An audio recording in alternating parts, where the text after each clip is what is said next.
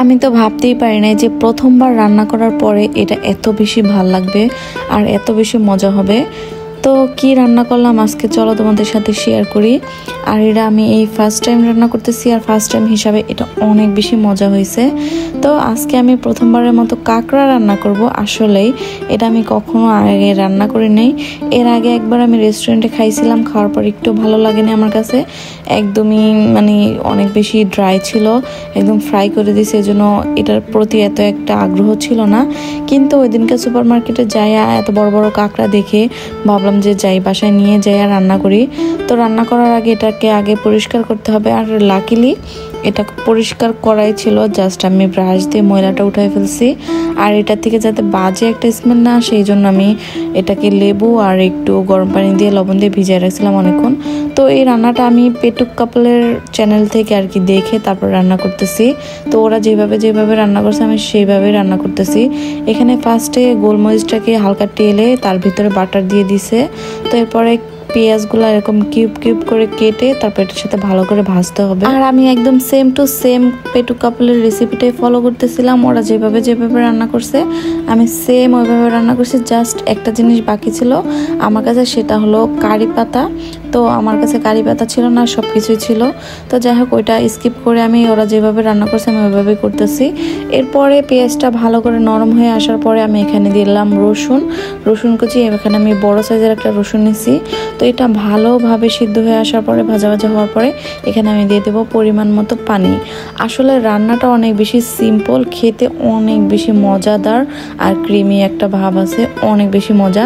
তো তোমরা যারা কাঁকড়া খেতে চাও একটু ডিফারেন্ট ওয়েতে অবশ্যই এটা ট্রাই করবা। এই তো এখানে আমি পরিষ্কার করে ধুয়ে রেখে দিয়েছিলাম।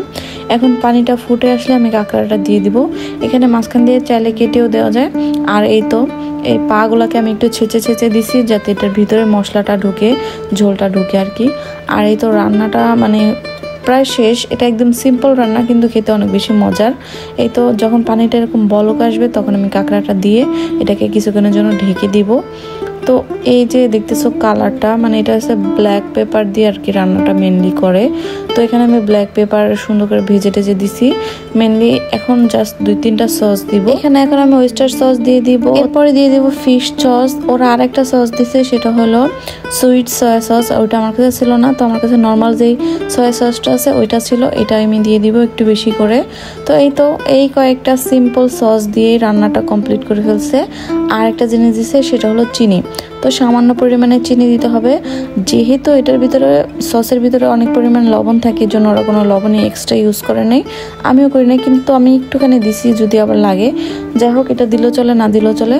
আর এই তো রান্না আমার শেষ। লাস্টে দিতে হবে এখানে আমি পানির সাথে একটু কর্নফ্লাওয়ার গুলাই রাখছিলাম, জাস্ট এই গ্রেভিটাকে একটু মানে হেভি করার জন্য, যাতে ঝোলটা একটু এরকম হেভি হয়ে আসে, ক্রিম হয়ে আসে আর কি। তো এটা পরিমাণ মতো তুমি যেরকম ক্রিম রাখতে চাও ওরকম রাখবে। আর আমি একটু করে দিতেছিলাম আমার পছন্দ মতো, আমি গ্রেভিটা করছি আর কি। আর এই তো আমার রান্না একদম শেষ পর্যায়ে। এখানে জাস্ট একটু ঢাকনা দিয়ে ঢেকে একটু রেস্টে রাখবো আর কি।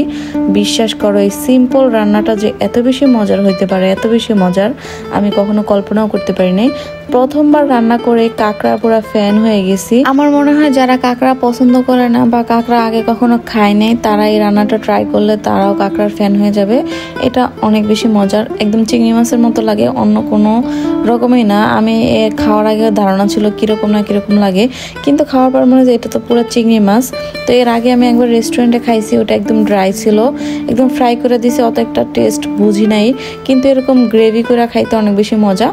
তো নেক্সট টাইম তো আরও অনেকবার রান্না হবে, অনেক ধরনের রেসিপি হবে। তো নেক্সট বাঙালি স্টাইলে একটু রান্না করব, এটা হলো একটা বিদেশি স্টাইলের রান্না। এই তো এখন আমি সুন্দর করে সার্ভ করে আমার বাচ্চাকে আর আমার জামাইকে নিয়ে দিব।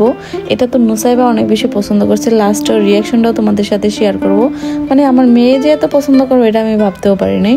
যাই হোক রান্না আমার সার্থক, মানে রান্না করি কষ্ট করে এত কিছু করি, যদি জামাই পছন্দ করে বা বাচ্চারা পছন্দ করে এতেই মনে হয় যে অনেক বেশি শান্তি, খাওয়ার থেকে বেশি শান্তি এখানেই লাগে যখন জামাই প্রশংসা করে বা জামাইয়ের কাছে ভালো লাগে।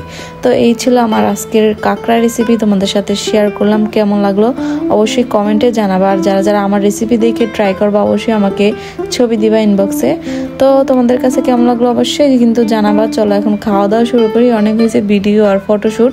আর আমি একটা জিনিস রান্না করলে এটার অনেক সুন্দর করে ছবি তুলি, ভিডিও করি, তারপরে যাই আমি খাইতে দিই। এই হলো একটা বাজে অভ্যাস, কিন্তু না, এটা তো গরম গরম খাইতে হবে, তাই না? তো চটপট করে আমরা তিনজনে বসে পড়লাম খাওয়ার জন্য।